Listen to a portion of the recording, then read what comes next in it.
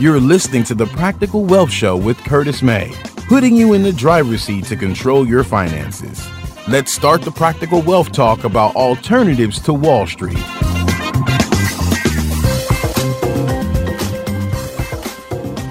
Hey, welcome to another episode of the Practical Wealth Show. This is Curtis May, your host. And what I wanted to talk about today is thinking, okay? And the first principle of the 7 principles of prosperity economics is think. And so I've been having some interesting conversations over the last week or so. So I wanted to just point out some observations and, some conversations that I've having. And I was rereading, the book that we give out. And I want you to go request it, which is the Financial Planning Has Failed, where my mentor, Kim Butler, goes into these in detail. But I want to talk about thinking. So on a personal note, as we talk about thinking, I want to give a shout out to my middle child. She calls herself Jade, who just turned 15 this summer. Got her first job, and I didn't know she was looking, and because she helps me out, she comes to the my workshop. She helps me set up, and she puts people in the database for me, and she can really create a really cool presentation for me. So I'm like, where do you learn how to do all this stuff? And so your kids are brilliant, folks. And but one of the things she did was she interviewed. Wegmans is like a high-end grocery store, and it's funny that she's in that business because my sister and I grew up in that business. My family was in the supermarket business growing up, so I was always stocking shelves, and I could do everything, but not everything good. My sister was much better, much harder working than me. If it didn't bounce, I didn't really care. I was a basketball player, so my father indulged me, but we did work. I did cashier before the machines counted the money back for you. I tell my daughter all the time, I had to talk to adults. I'm like 13, 12, 13, 14. I'm on the register. We had cashiers, but if they were off or they needed help, I could jump in and, do it.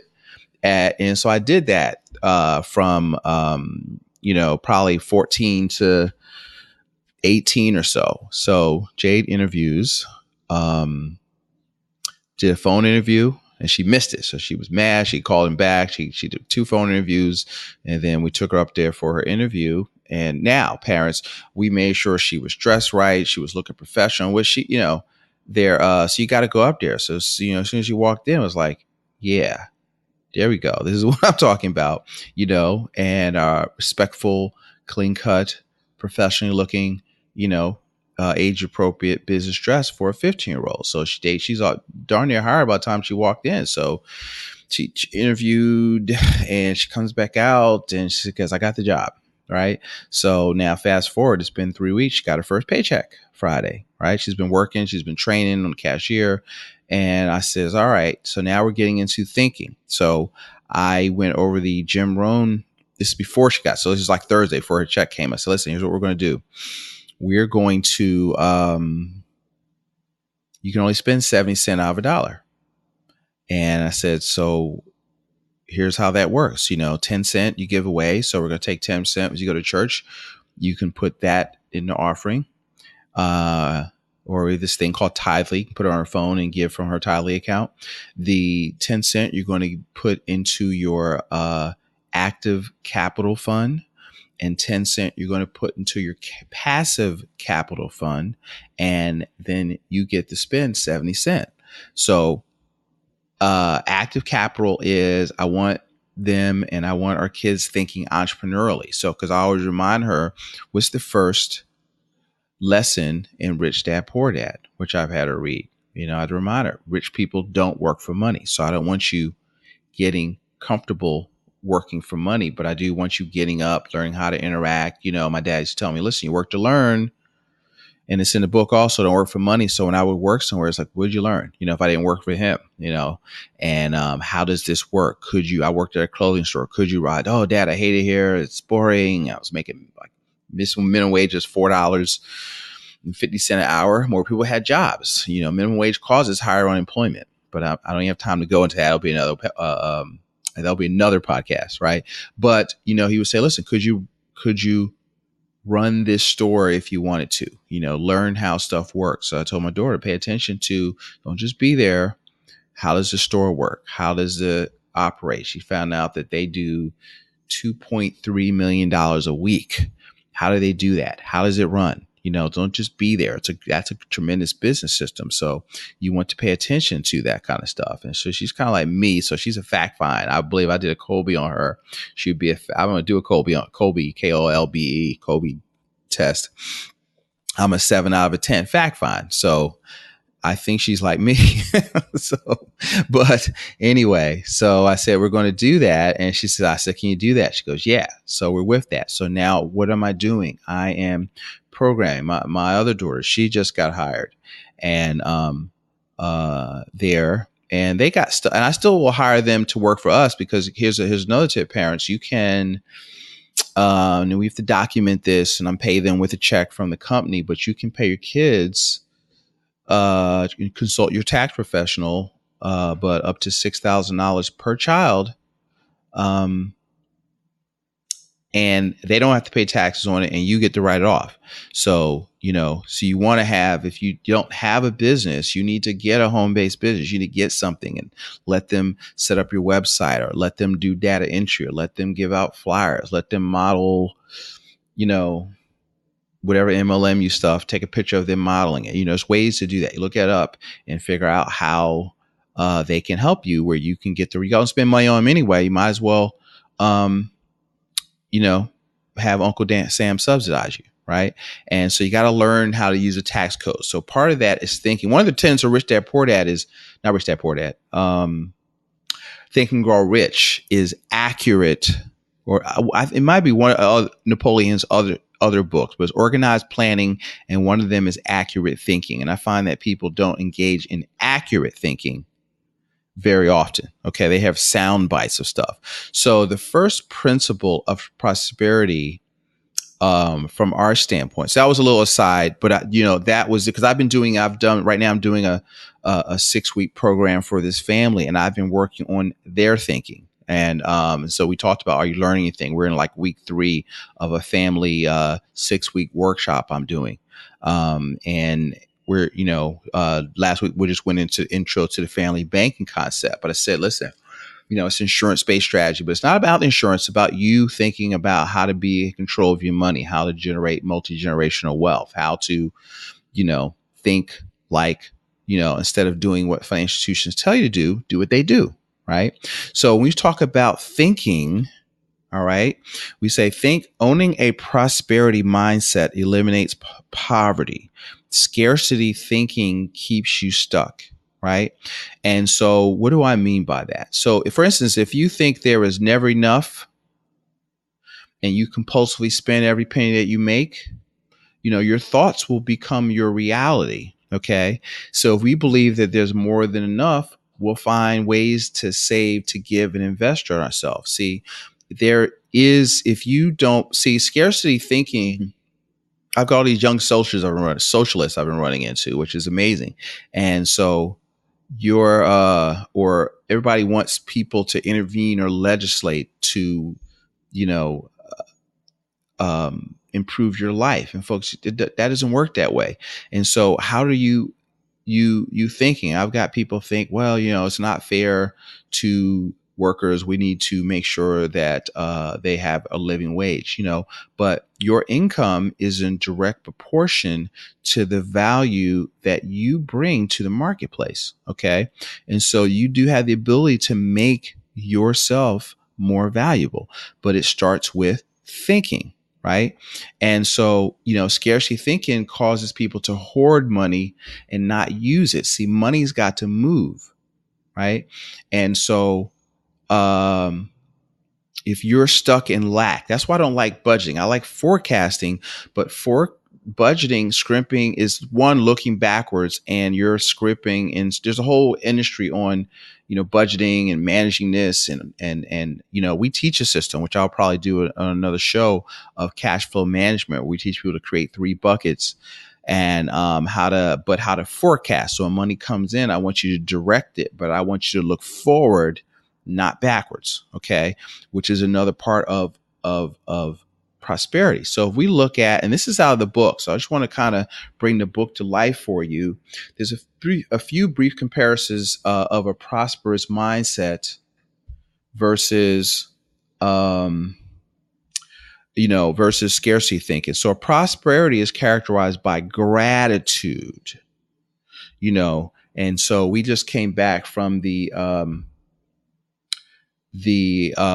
Summit for Prosperity Economic Advisors, and every morning Kim focused on uh, positive focus, and gratitude. So what's your, you got to look and you got to work hard at it. What's positive? See, nothing's either good or bad. It's all in how you react to it. Right. And so you've got to, what's the lesson here? What did I learn here? Sometimes you got to work hard to find it, but if you don't work through it, you'll be stuck. So, you've got to, so you can bitch, moan, and complain, but that doesn't bring any value to the situation. Prosperity is based in trust and action rather than fear and paralysis of scarcity thinking.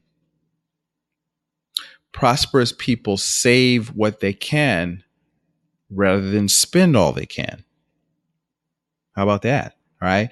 Prosperous people put their money to use instead of hoarding it. See, money's got to, which is another principle, money has got to move, right? And you have to, money is just green paper you exchange for goods and services. So it's not evil. It's not good or bad. It's a tool. So if you're a knucklehead, you're going to do bad things with it. Or if you're not a good steward, see, what I'm trying to do is teach stewardship at an early age. Okay. What are we teaching our kids? See, because you're not going to learn. One of the things about Rich Dad Poor Dad is that one of the things he says is money is taught at home, not at the school. Okay. And so, you say, I was talking about the introduction. One dad taught his son to go to school, find a good company to work for. The other one taught his son, go to school, get your education, but find a good company to buy. One where if you're always saying stuff like, I can't afford it, then you just shut your brain down. You need to ask, how can I afford it? My wife will say, well, oh, such and such is too expensive. I'm like, time out. It's not too expensive. It's not expensive or inexpensive. The question is, can you afford it? You can't afford it. Okay. So so you can't pay for it in 30 days, some big not a car or something like that, but some big thing you want to buy, you got to put on a credit card. You can't afford it. Okay.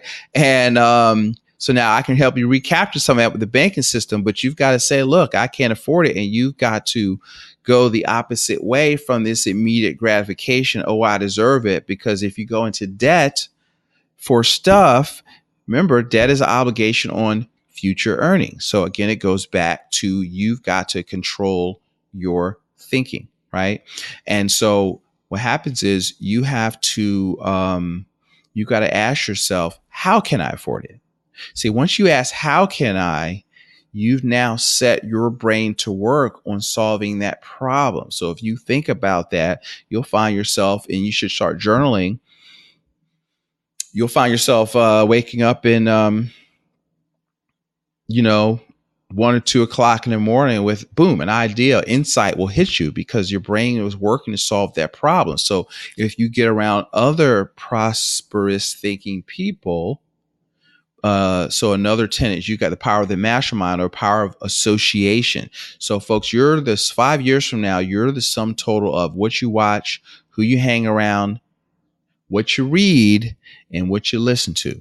I tell people all the time, you don't make any money, listen to the radio. Okay. So you should, if you're sitting, you should have Audible, you should have your list of podcasts. What are you reading?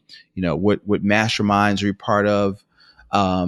That make more money than you, right? So, because if you're this is a financial podcast, so there's other things I think you want to set. I was talking to a client about balance, and this goes back to thinking, right? Balance is 4 areas of balance: financial independence, physical fitness, mental stability, and spiritual fulfillment. So I think you have to work at all 4, and you should set goals in all 4. family life, that kind of stuff. And you got to work at that. You got to work at getting better every day, being grateful every day. You woke up, so be grateful for that, because some people didn't. Okay. And the prosperity mindset focuses on giving first rather than getting. And, so if you're, most people, one of the 10 commandments is thou shalt not covet thy neighbor's stuff, right? And so most scarcity comes from jealousy. You're somebody got a new car and you're mad. It's not fair that they're doing this, or it's not fair. Okay. Life is not fair. Okay. You get what you decide. Wealth is a choice. And, so don't talk to me about what's it called? PS. Never mind. I'm going to go there. Somebody said, people will, ancestral things hold them back. I was like, listen, I'm not trying to hear that. Okay. I might do a no show on that, because I get that talk of time. So I've heard a lot of really, in my opinion, dumb excuses of why you can't win, when you just need to get control of your mind and learn how to think. Okay. And so prosperous thinking keeps us moving towards our goals instead of selling for less than we desire. So you've got to have a big enough goal that literally draws you out of bed. Okay. And so you've got to work toward it. So when I say pay yourself first, right, and you want to be saving 10 to 20% of your income, well, why is that? Because if you spend everything you make, you're never going to get where you want to go. So you got to do things that generate habits that will move you forward financially. And so it all starts with, Jim Rohn used to say, I know I've said this stuff before, but I listen to stuff all the time, right? Jim Rohn says, don't wish it was easier, wish you were better. Okay. Because you can make yourself better. Okay. You have to work at making yourself better every day, because that will increase your capacity. Okay. And prosperous thinking is contribution based rather than greed based, right? What are you giving? What are you contributing? Are you just a taker? Okay. Prosperity thrives on collaboration rather than competition. Now, I'm a ball player. I'm competitive as they come. I hate losing, right? But you have to collaborate. So I'm always looking for other professionals that we can collaborate. How can we together help our clients win, right? Our goal is at the end of the year, if I'm going to help 1 million people reach economic independence, which is the goal of the Practical Wealth show, our firm, and the movement I want to create, then that's more than me. So I have to collaborate with other professionals, with other, our team, other accountants and attorneys and mortgage people, because, those is different sides to, improving your credit. There's all kinds of things that I can collaborate on, that like to get, people that are good at what they're doing, that they care about, and help people win. Okay. If you're a prosperous thinking person, you recognize the contributions of all, while scarcity thinking, for example, forces people into retirement based on zero-sum assumptions. See, if you focus on you're working all your life and you're thinking about, oh, I can't wait till I can stop working, that is not normal. That is not natural. That is a man-made concept. That's why we say we don't like retirement. Retirement is an agricultural term that means to withdraw or to put out of use. What you want is freedom. You want to be able to do what you want to do instead of what you have to. And you want to be economically or financially independent, which means you can live like you want to live from the income from your personally invested assets. So see, now you got more time. You can do volunteer work. You can contribute, and you still have to contribute, right?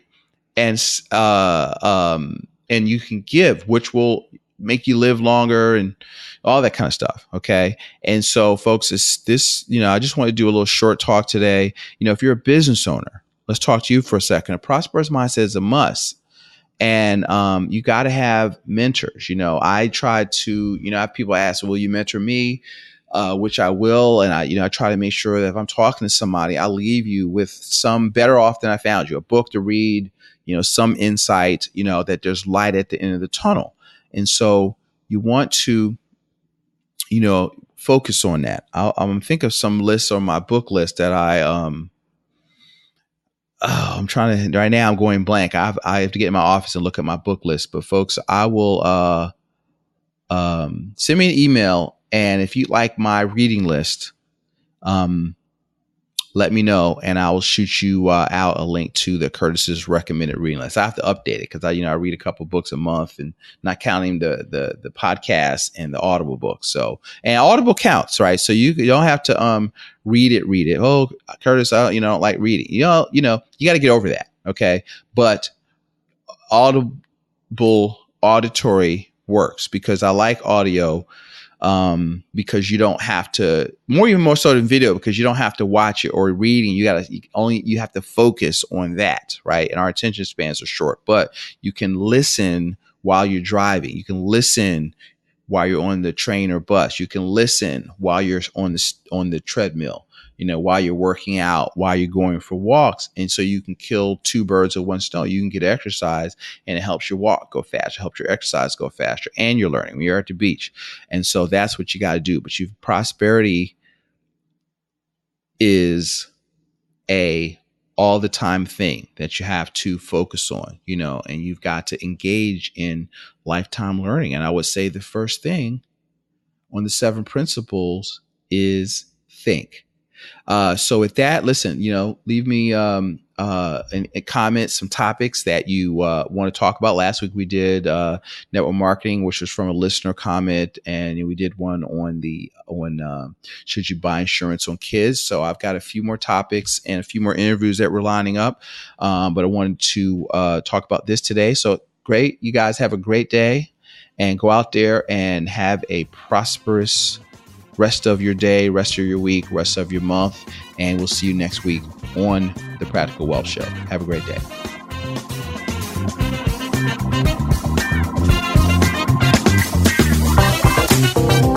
Thanks for listening to Practical Wealth. To access the show notes and resources, go to practicalwealthshow.com. To get your questions on the show, go to practicalwealthshow.com.